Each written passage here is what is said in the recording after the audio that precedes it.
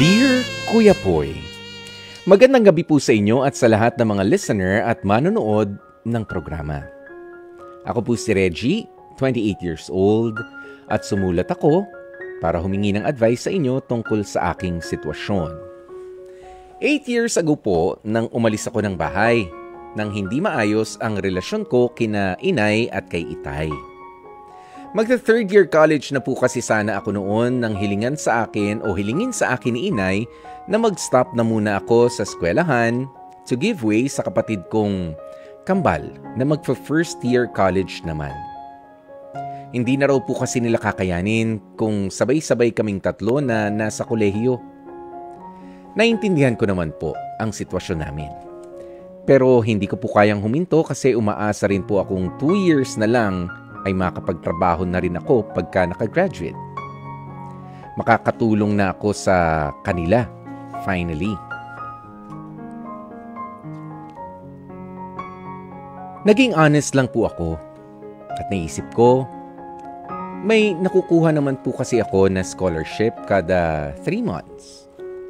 At working student po ako sa school library namin. Pero Kuya Poy, hindi raw po nila kaya yung magkasabay na magkolehiyo sinakambal. Kaya raw, kailangan ko talagang huminto para makatuwang nila sa paghahanap buhay. Nang narinig ko po yun, naaminin ko nagalit po ako. Kasi pakiramdam ko, hindi nila ako mahal. O kung mahal man, hindi tulad ng pagmamahal sa mga kapatid kong kambal. Naghintay po akong magbakasyon at pagkatapos nga nun ay umalis po ako sa amin. Sumama po akong lumuwas pa Maynila sa tita ko na namamasukang social worker noon sa Quezon City. Ang akala ko, Kuya Poy, madali ang makakuha ng trabaho. Pero hindi po pala ganoon. At sa halip na makapag-enroll, 1 taon po akong nahinto dahil kailangan kong tustusan ang pang-araw-araw kong gastusin at mag-ipon para nga sa pagbabalik eskwela ko. Hindi naman po kasi ako umasa sa tita ko at nagsarili po akong diskarte. Kung saan-saan ako tumira, Kuya Poy, at namasukan para makapaghanap buhay. Ang mahalaga lamang po sa akin ay ang makapag-ipon ng pera at makabalik sa pag-aaral. Pagkatapos nga ng 1 taon, nakapag-enroll na po ako at dito ko na nakilala si Cedric na naging matalik kong kaibigan. Laking pasasalamat ko po sa kanya at sa buo niyang pamilya dahil sa pagkupkup nila sa akin bilang parang tunay ng kadugo. Habang nasa poder nila ako, kasabay ng nasa kolehiyo po kami ni Cedric at magkaklase, ay nagsilbi po ako sa kanila bilang tutor ng 2 niyang kapatid at bantay ng negosyo nilang bigasan tuwing Sabado at Linggo. Laking pasasalamat ko po talaga sa pamilya ng kaibigan kong si Cedric. Pero kahit ganoon, hindi po ibig sabihin na nakalimutan ko naman na ang sarili ko ring pamilya. Wala pong araw na hindi ko sila naaalala. Sa unang taon pa lamang na naranasan kong hirap ng buhay sa Maynila, sina inay at itay at ang lahat ng mga sakripisyo, pangarap at pagpapalaki nila sa akin, sa aming magkakapatid, ang lagi kong inaalaala. At ngayon nga po, matagal-tagal ko na rin gustong umuwi sa amin. Pero hindi ko po magawa, Kuya Poy. Natatakot kasi ako na baka galit ang mga magulang ko sa akin, pati na rin sinakambal. Saka nahihiya po ako eh. Sa totoo lang, kung uuwi man ako, hindi ko alam kung papaano ko sila pakikitunguhan. Parang ang awkward na sa tagal ng panahon ng pagkawala ko. Pero miss na miss ko na po talaga ang pamilya ko.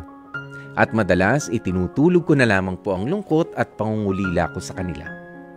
Kaya po sana sumulat ako para humingi ng payo kung papaano ko po kaya mapaghahandaang makauwi sa amin.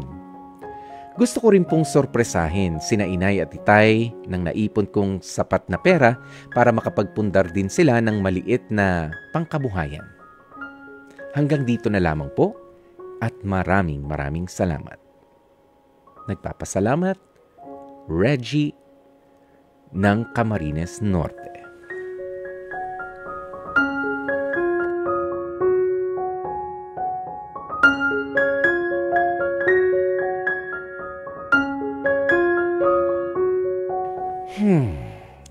Ang buhay naman talaga, mga kapatid, ay napaka mapagbiro. Ayan. Pero alam mo, Reggie, hindi lang naman ikaw ang nag-iisang anak na, hindi ikaw ang unang anak na pinakiusapan ng kanilang mga magulang na teka lang. Pagbigyan muna natin ang mga kapatid mo. Sa kanila kasi kambal, sabay. Kung biruin mo, lahat ng gastusin sabay. Sa pagkain, doble.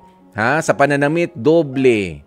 Siyempre, inom ng tubig din yan. Doble ang gastos. Si uniform, doble kahit sabi mong isang tao. Pero siyempre, meron din namang katulad mo na kuya na mapagmamanahan ng kahit papano ng isang damit. Ang problema nga lang, ginagamit mo pa. Pero ganyan po talaga Para unti-unti magtutulungan, may kailangan magsakripisyo.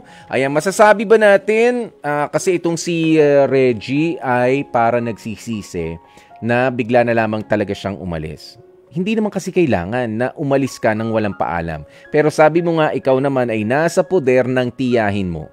Kaya ako, sa tingin ko, ikaw rin, Reggie, ang kinulang sa pangungumusta, sa pakikipag-usap, sa mga magulang mo. Kung tita mo, kapatid ng nanay mo ba o kapatid ng tatay mo, regardless kung sino sa kanila ang kapatid, tingin ko naman ay nakikibalita pa rin ang mga magulang mo. At ikaw talagang nagdadalang hiya ngayon dahil ikaw mismo ang nag-akala na naglayas ka pero hindi ka naglayas actually. Umalis ka man sa kanila, nagalit ka, sabi mo nung una, pero kung ako magulang mo, alam ko naman na nandyan, nakikita ka ng tiyahin mo, nakakapag-report ka, may nalalaman ko kung sumama man ang loob mo sa pagpapatigil muna namin sa iyo para makausad din yung dalawa mo namang kapatid sa pag-aaral, mauunawaan kita kung sakasakaling babalik ka sa sa bahay natin sa probinsya. Kaya Reggie, kung sakali rin naman na meron kang mga salita na hindi magaganda na maririnig kina nanay at tatay, para matapos na ang lahat, kailangan mo lang rin tanggapin yun. Dahil masakit lang din talaga na inamin na nga. Mahirap aminin ng mga magulang na at masakit bago kayo masaktan, bago magalit ang mga anak na, anak, tumigil ka muna sa pag-aaral, tulungan mo muna kami sa paghahanap buhay para makausad yung dalawa mong kapatid. Bago ka nasaktan sa mga statement na yon ng mga magulang mo, alam mo, sa totoo lang, sila yung unang nasaktan dahil sa yun lang thought, yung kaisipan lang na ang hirap-hirap tanggapin na hindi ko yata kayang pagsabay-sabayin itong mga anak ko na pag-aralin. Sila na muna yung unang nasaktan. Nilakasan na lamang nila yung loob nila para sabihin sa'yo. Inaasahan nila mauunawaan mo, pero inaasahan din nila na pwedeng sumama yung loob mo. Kaya wala akong nakikitang problema. Kung sa tingin mo naglayas ka pero hindi ka naman talaga naglayas dahil na mamatsyagan ka naman, nasisilip ka naman ng tiyahin mo. Kaya more or less, nakikita rin, nalalaman din ang mga ikinikilos mo dito sa Maynila through your tita. Ayan.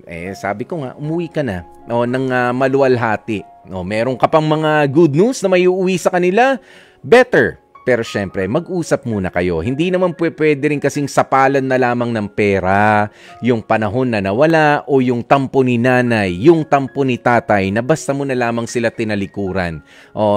Dahil dumiskarte ka rin ng sarili mo. Pero maipapaliwanag mo naman sa kanila yan. Lalo't napatunayan mo na kinaya mo namang tumayo sa sarili mong mga paa. Pero, ano't anuman at saan pa man ang marating mo, Reggie, ito lang isang payong kaibigan, payong kapatid mula kay Kuya Poy. Kahit pa nga ang mga magulang natin ay hindi naabot yung klase ng pag-aaral na tinamasa natin, pinaghirapan natin, ay wala tayong karapatan na magmalaki sa mga magulang natin. Okay? Kahit ang magulang mo hindi nakapagtapos halimbawa ng pag-aaral. Hanggang dun lang ang kanilang nakayanan nung panahon nila. Hindi mo pwedeng sinusinuhin o hindi mo pwedeng manduhan dahil ikaw ay college graduate. at feeling mo ikaw ay nagpakahirap. Hindi. Wala tayong karapatan na magmalaki sa ating mga magulang. After all, kung hindi nila tayo inalagaan, kung hindi ka pinasuso ng iyong nanay nung wala ka pang kalaban-laban nung bata ka, kung hindi ka inalagaan, hindi binugaw yung lamok na kumakagat sa'yo na pwedeng may malaria o may dengue ng iyong tatay, hindi sila nagpuyat, di ba? Ay wala tayong mararating. Hindi ka makakatungtong, hindi ka mabubuhay kung wala sila. Diba? Kaya yung respeto, lalo na sa mga magulang natin. At alam mo naman na sila ay naghirap, nagtiyaga rin para tayo ay mabigyan ng magandang buhay, kahit pa nga sa tingin mo ay hindi nila kinaya sa ina-expect mo, bilang paggalang, irespeto pa rin talaga natin sila.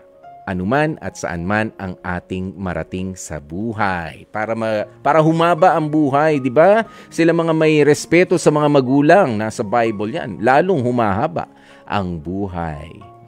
Reggie, uwi ka na ron. Kung papagalitan, papaluin sa puwet, go. Di ba?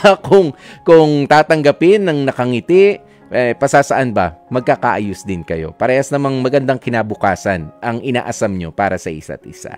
Kaya thank you, Reggie, sa yung kwentong ibinahagi sa amin ngayon, ano? Ayan, para dito sa True Love Notes.